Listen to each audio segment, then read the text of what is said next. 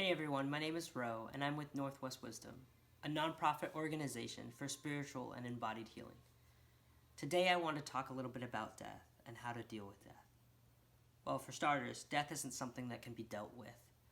So when someone asks me, how do I deal with grief? How do I deal with loss? How do I deal with death? I say, well, I think we first need to rephrase the question a bit. So instead of saying, how do I deal with this thing? It's more, how do I allow this thing to take place? Because death can be anything, from the death of a friend, a spouse, a loved one, a pet, a career, or even a life.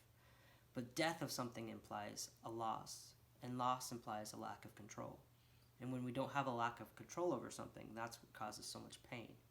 So we need to shift our perspective from how do I deal with this thing that I no longer have any control over, to how do I allow this thing to take place. And that's where the real transformation can happen. Because honestly, death is a lot like quicksand. The more you try to move around in it, the more you try to get out of it as fast as possible, the faster you're going to sink and the more trapped you're going to feel.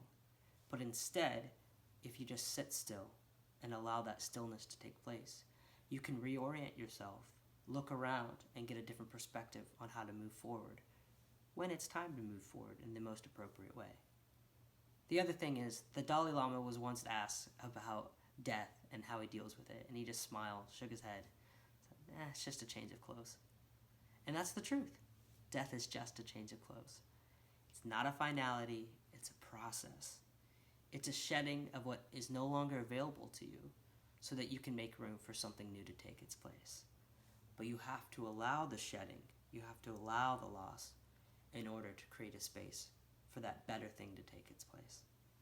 And if death is just a change of clothes, then I promise you, there are plenty of other outfits to try on. Alright, thanks guys, and I hope you have a great day.